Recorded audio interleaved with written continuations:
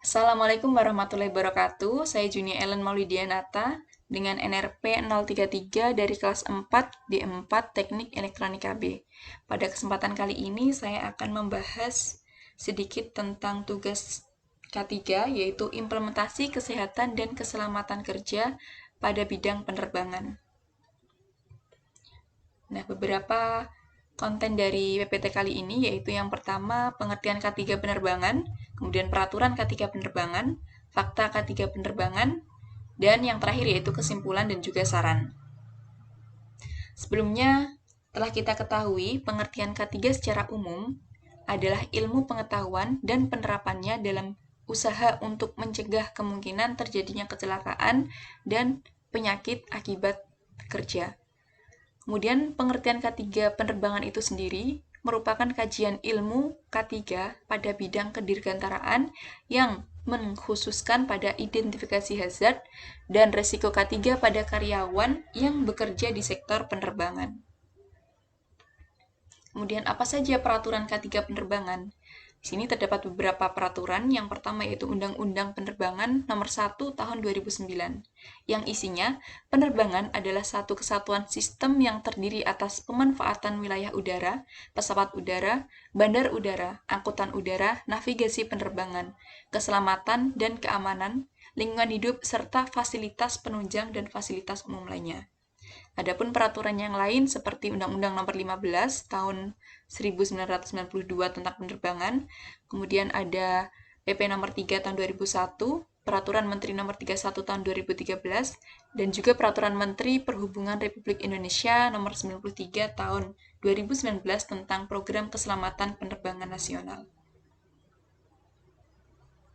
Nah, selanjutnya yaitu fakta K3 penerbangan, yang mana Indonesia merupakan atau termasuk dari 10 negara terbesar dengan kecelakaan pesawat tertinggi di Asia. Nah, dapat dilihat di grafik tersebut bahwasanya Indonesia menempati urutan ke-8 dari negara terbesar yang mengalami kecelakaan pesawat, yaitu mulai dari Amerika Serikat, kemudian Rusia, Brazil, Kolombia, Kanada, Inggris, Prancis, dan Indonesia sebanyak 98. Yang mana statistika menjelaskan yang dihitung adalah jumlah kecelakaan fatal pesawat komersil.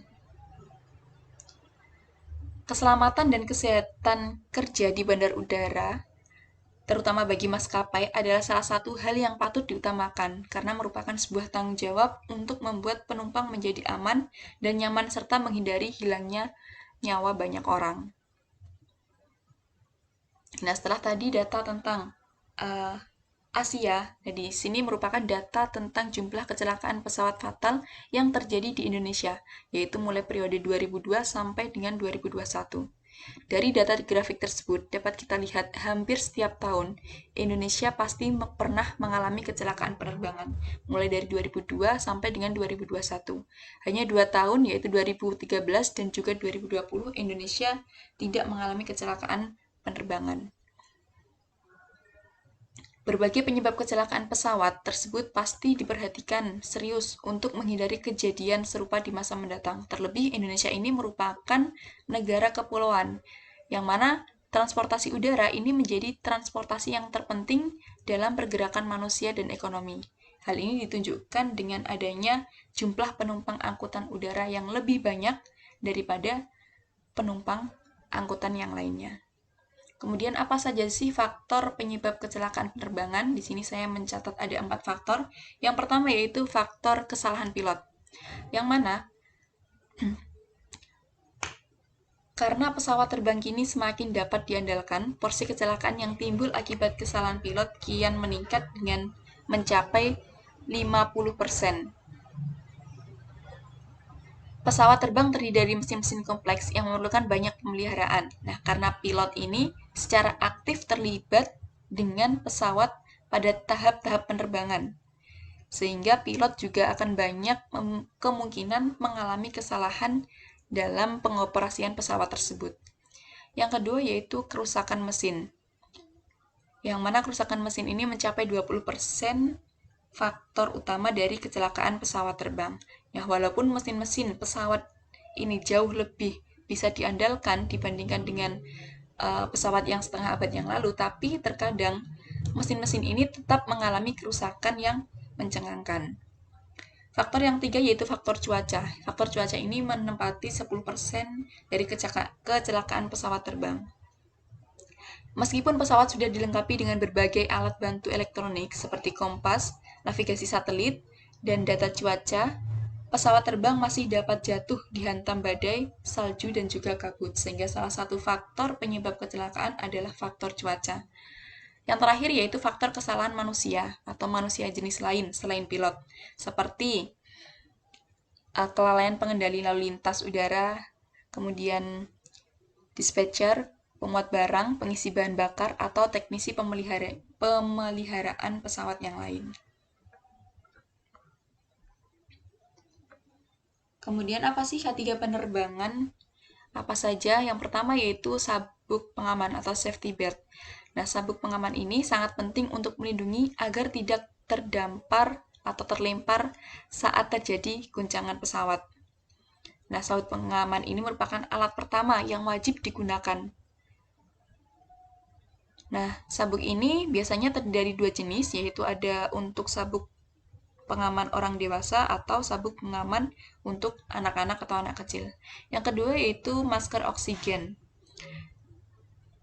Penggunaan masker oksigen dilakukan apabila tekanan udara dalam kabin melebihi batas yang telah ditentukan. Tekanan udara di kabin sendiri ini sangat berbeda dengan tekanan udara yang ada di luar ruangan. Nah, adapun pemakaian masker oksigen ini tentunya menunggu arahan dari pihak penerbangan tersebut. Kemudian yaitu K3 penerbang selanjutnya yaitu baju pelampung. Baju pelampung ini berguna untuk evakuasi apabila pesawat mendarat di laut dan tentu menunggu arahan dari pihak penerbangan terkait juga. Kemudian pintu evakuasi yang mana pintu ini digunakan untuk mekanisme penyelamatan mengantisipasi apabila terjadi suatu masalah. Selanjutnya yaitu kartu keselamatan. Nah, kartu ini untuk mengingatkan apabila penumpang melupakan informasi yang telah disampaikan dalam demonstrasi evakuasi, sehingga kartu ini bisa dibaca dan dipahami oleh penumpang itu sendiri. Kemudian terdapat kotak P3K, seperti biasa kotak ini berisi tentang jenis-jenis barang yang dibutuhkan untuk penanganan awal saat cedera atau sakit.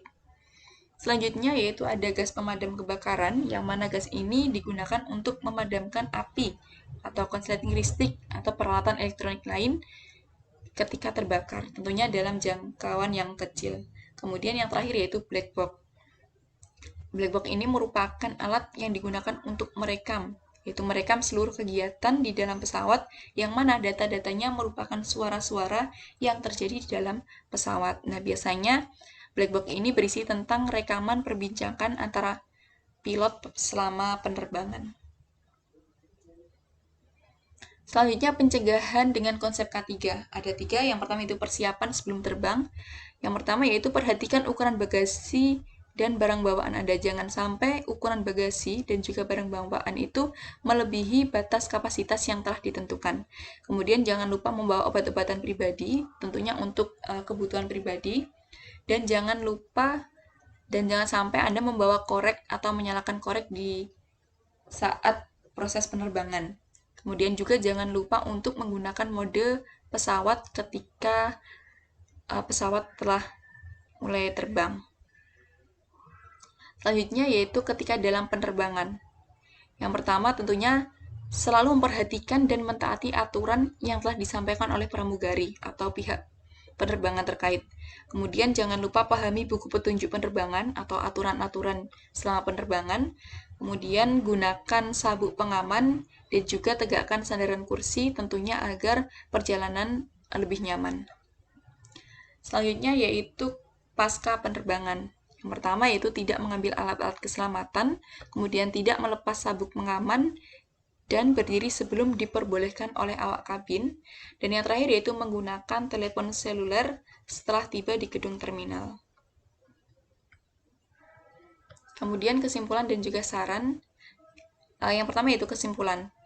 Kesimpulan dari presentasi kali ini, prosedur K3 penerbangan telah memberikan langkah-langkah dalam mencegah dan menangani bahaya dan kecelakaan dalam penerbangan yang juga dapat disebabkan oleh beberapa faktor.